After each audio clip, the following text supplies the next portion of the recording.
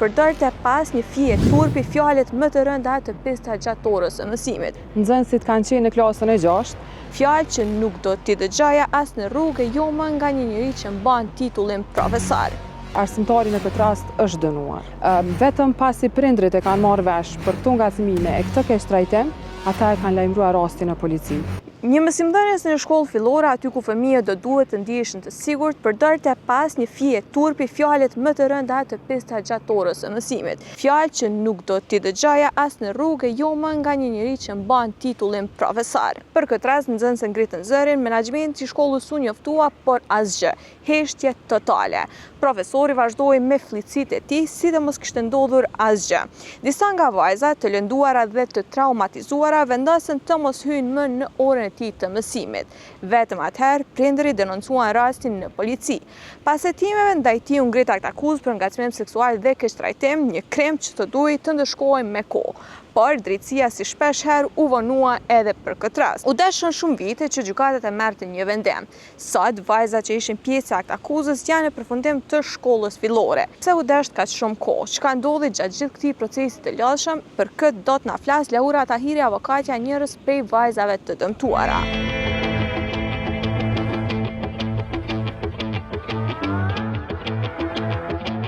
Kemi të bëjmë me një akt akuzë për 2 vepra penale për keq trajtim dhe ngacmim seksual. Personi i cili ka kryer këto vepra penale është mësimdhënës, është arsimtar i të dëmtuarave në këtë rast, të mitura, i cili në vazhdimsi i ka bërë këto ngacmime seksuale, mirë po fatkeqësisht kjo deri në një moment të saktuar ka mbet brenda institucionit arsimor. Natyrisht se dihet që nuk mundesh me dhënë shumë detaje me qenë se kemi të bëjë edhe me të mitura, mirë po për atë sa mundesh me na dhënë detaje, çka ka qenë saktësisht rasti? Kemi të bëjmë me ngacmime verbale, me fjalë të përdorura vazhdimisht brenda orës mësimore personi i cili e ka mbajtur me këto të dëmtuara, e që rrjedhimisht ka ndikuar që për një periudhë 2 mujore, 2 nxënëse të cilave u ka dhënë mësim ky arsimtar të mos e mbajnë orën mësimore të tij, vetëm për shkak të këtyre ngacmimeve. Dhe kjo ndoshta ka qenë pikërisht alarmi që prindrit e këtyre nxënëseve e kanë marrë për të raportuar më pas të rast në polici. Kur është bërë denoncimi se vendimi është marrë tash sfondmi, domethënë 2025, në sa ka zgjatë deri të ardhja vendimet? Rasti ka ndodhur në vitin 2022, nxënësit kanë qenë në klasën e 6, sot jemi në përfundim të vitit 2025 e nxënësit janë në klasën e 9. Pra e kanë përfunduar pothuajse shkollën fillore e po nisën drejt një rrugtimi të ri në shkollën e mesme, por përgjatë këtyre 3 vjetëve ky rast i kanë ndjek të dëmtuara, këta nxënës, dhe kjo nuk është në rregull. Ky rast ka zgjatë, por që me rëndësi është që është marrë një epilog i merituar e arsimtari në këtë rast është dënuar. Gjatë kësaj periudhe arsimtarja ka qenë tu dhënë mësim apo është pezullu prej punës? Kur është raportuar apo kur janë treguar ankesat dhe shqetësimet e nxënësve në menaxhmentin brenda institucionit, brenda shkollës, ai ka qenë ende duke dhënë mësim. Prandaj edhe 2 nxënëse nuk kanë qëndruar brenda orës mësimore, por kanë qëndruar në obër sa është mbaj ajo orë. Vetëm pasi prindrit e kanë marrë vesh për këto ngacmime e këtë keq trajtim, ata e kanë lajmëruar rastin në polici.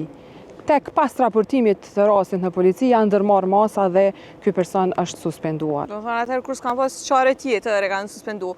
Cili është vendimi që është marrë? Arsimtari është dënuar. Është dënuar me një dënim unik prej 1 vjet e 4 muaj. Dhe unë mendoj që nuk është ideja vetëm e dënimit, por është ideja dhe asaj se çfarë mesazhi ne po përçojmë jashtë në shoqëri. E në rastin konkret është serioziteti i veprës penale, ai mesazh që është përçuar tani më me këtë vendim. Unë jam shumë e lumtur që si mbrojtëse për te barës ligjore që e kam pas, unë kam pas edhe një barë shumë emocionale e morale që këta nxënës që tash përfundojnë klasën e 9, kur dalin në shkollën e mesme mos ta përjetojnë të njëjtën. Dhe vendime të tilla e prononcime të tilla me të cilat ne njoftojmë të gjithë për këto dukuri, mendoj që do të ishin preventiva më e mirë në raste si ngacmimi seksual.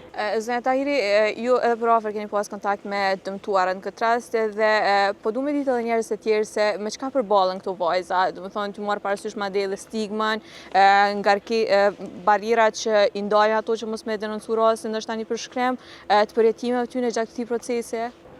duke dashur të arruj gjithmonë konfidencialitetin e informatave dhe të dëshmive që janë dhënë brenda shqyrtimit gjyqësor, ajo që ka mund të them është që ka pas turpe, frika, pasiguria ka qenë emërues i përbashkët i gjitha të dëmtuarave në këtë shqyrtim gjyqësor dhe kjo fatmirësisht unë besoj që përmes vendimit ka nisë të tjetërsohet e këtu nxënës se tani më do të besojnë në persona që respektivisht në rastin konkret ju janë besu prej prindve për edukim e rritje të mirë.